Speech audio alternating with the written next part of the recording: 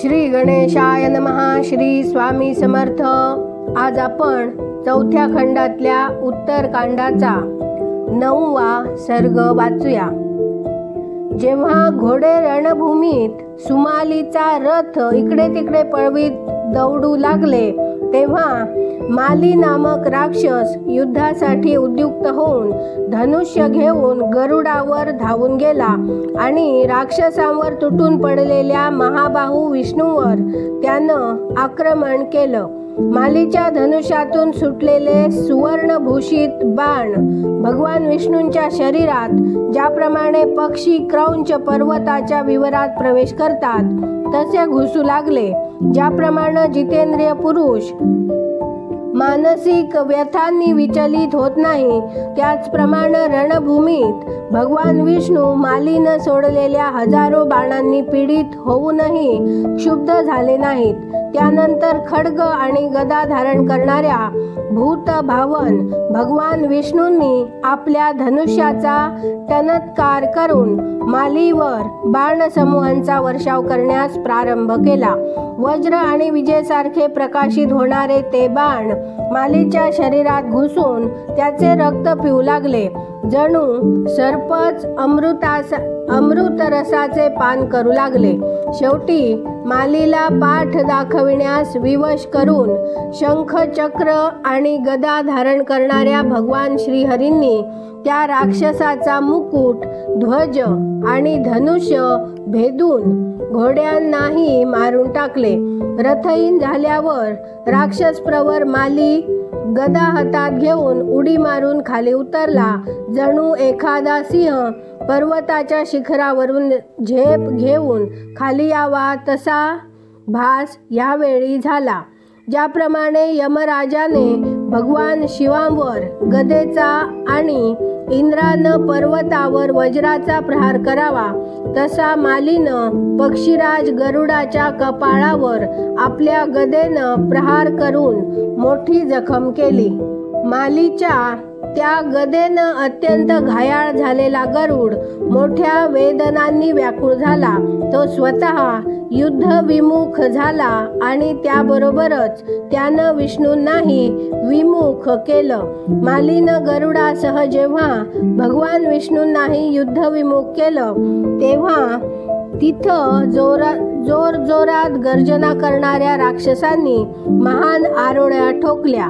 गर्जणाऱ्या राक्षसांचा तो सिंहनाद ऐकून इंद्राचे लहान भाऊ भगवान विष्णू अत्यंत कुपित होऊन पक्षीराजाच्या पाठीवरून तिरपे होऊन त्या राक्षसाकडे पाहू लागले. त्यावेळी परान्मुख झालेले असूनही श्रीहरींनी मालीच्या वधाच्या इच्छेनं पाठीमागं वळून आपले सुदर्शन चक्र सोडले.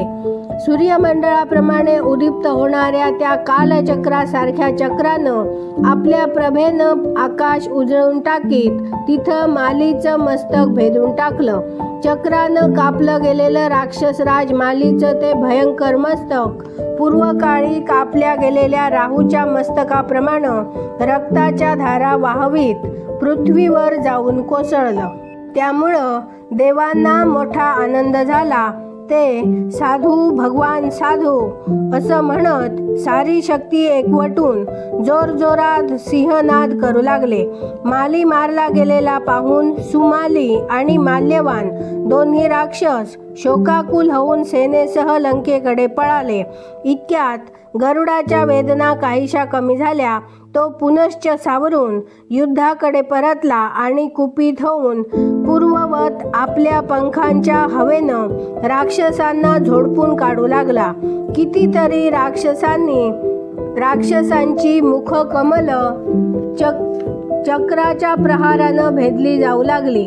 गदांच्या आघातांनी पुष्कळांची वक्षस्थळ चक्काचूर झाली. हलक्या फळांनी कित्येकांच्या माना उतरविल्या. मुसळांच्या मारानं खूप जणांच्या मस्तकांच्या चिरफाळ्या उडाल्या. तलवारीचा हात पडल्यानं कितीतरी राक्षसांचे तुकडे तुकडे होऊन पडले. खूपसे बाणांनी पीडित होऊन त्वरेनं आकाशातून समुद्राच्या पाण्यात कोसळले. भगवान विष्णू देखील आपल्या धनुष्यातून सुटलेल्या श्रेष्ठ बाणांनी आणि अशनींनी राक्षसांना विदीर्ण करून टाकू लागले।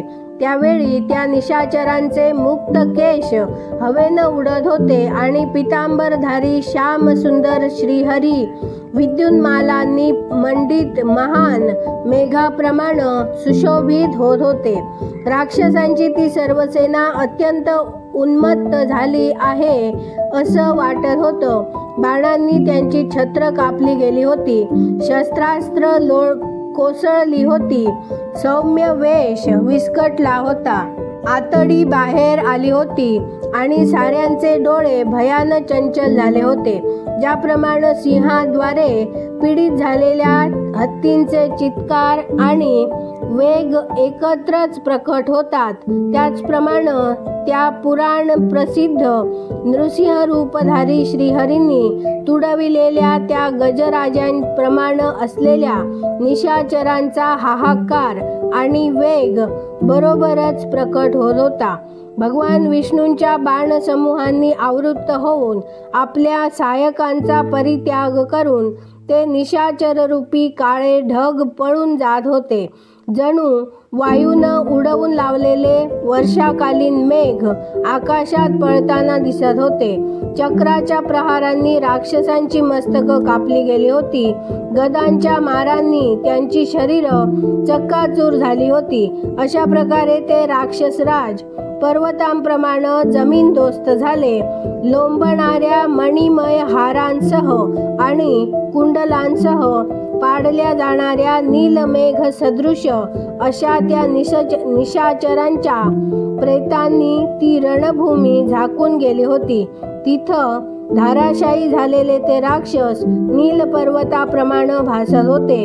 त्यांच्यामुळं तिथला भूप्रदेश अशा प्रकारे आच्छादित झाला होता की कुठं तीळ ठेवण्यासही जागा उरल्याचं दिसत नव्हतं। इथे 9वा सर्ग वाचून पूर्ण झाला। उद्या आपण 10वा सर्ग वाचूया। आपण श्री वाल्मिकी रामायणाच्या शेवटच्या टप्प्यात पोहोचलो आहोत। हे रामायण जास्तीत जास्त लोकांना शेअर करा, लाईक करा, सबस्क्राईब करा आणि बेल आयकॉन क्लिक करून कमेंटमध्ये जय श्रीराम लिहायला विसरू नका। त्यामुळे आलेला प्रत्येक व्हिडिओ तुमच्यापर्यंत वेळेत पोहोचायला मदत होईल। धन्यवाद। जय जय श्रीराम।